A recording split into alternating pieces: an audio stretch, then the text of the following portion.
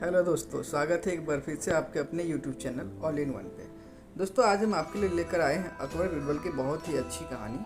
तो वीडियो को पूरा देखिए। एक बार अकबर बादशाह के उस्ताद पीर साहब मक्का से चलकर दिल्ली आए। रास्ता न जानने की वजह से उन्हें बड़ी मुश्किलों का सामना करना पड़ा था। अकबर बादशाह ने उनकी बड़ी आवभगत की।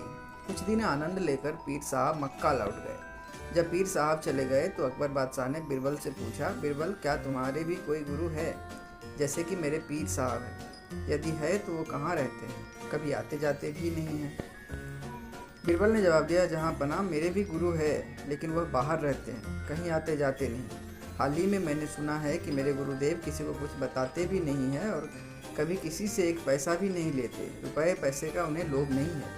यह सुनकर बीरबल ने गुरु के प्रति अकबर बादशाह के मन में श्रद्धा उत्पन्न हुई और उन्होंने बीरबल से अपने गुरु से मिलवाने का आग्रह किया।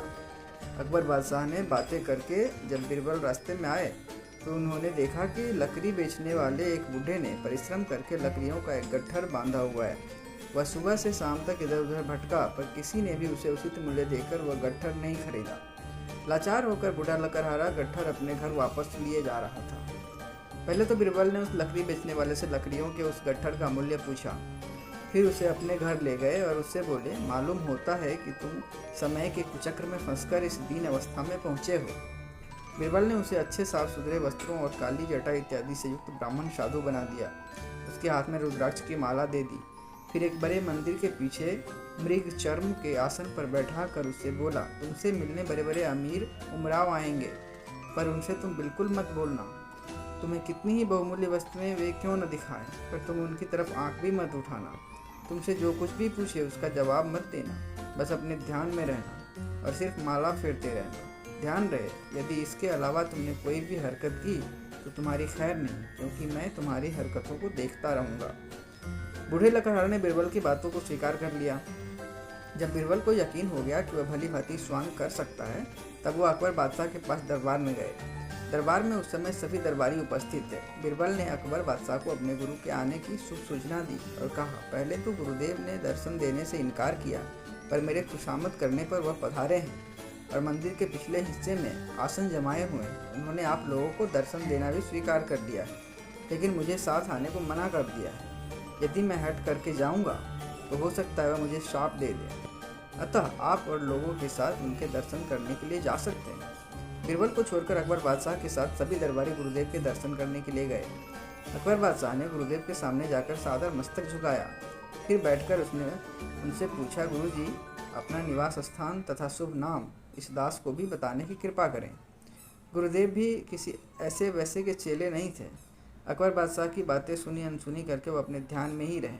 अकबर बादशाह फिर बोले, भगवान, मैं सारे हिंदुस्तान का बादशाह हूँ और आपकी प्रत्येक इच्छा पूर्ण करने में समर्थ हूँ।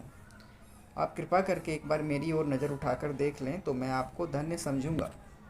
इस पर भी जब गुरुदेव ने ध्यान नहीं दिया तो अकबर बादशाह ने 10,000 रुपये मूल्य का करा, जिसे वह स्वर्ण पहने हुए थे, हाथ से उतारकर गुरुदेव के चरणों में यह सोच कर रख दिया कि इस लालच में शायद कुछ आशीर्वाद देकर इस बहुमूल्य करे को स्वीकार कर लें।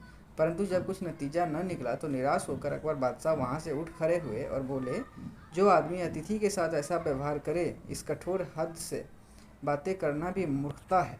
अकबर बादशाह को क्या पता था कि ऐसे मूर्ख के सामना होगा। उन्होंने वह करा बीरबल के यहाँ भिजवा दिया, क्योंकि दान की वस्तु बादशाह के महल में कैसे आ सकती है। अगले दिन गुरुदेव का सारा हाल सुनाकर अकबर बादशाह ने बीरबल से पूछा, मूर्ख मिले तो क्या करना चाहिए? बीरबल बोले, उस समय चुप रहना ही अच्छा है।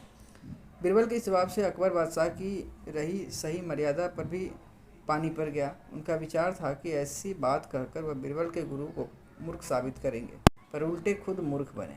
अकबर बादशाह को चुप देकर बीरबल बोले, जब मैंने पहले ही उनका स्वभाव आपको बता दिया था कि उन्हें रुपए पैसे का लालच नहीं है, कभी किसी के दरवाजे पर वह नहीं जाते और मेरे कहने पर बड़ी मुश्किल से तो वह मिलने को राजी हुए थे, फिर आपने उन्हें लालच क्यों दिया?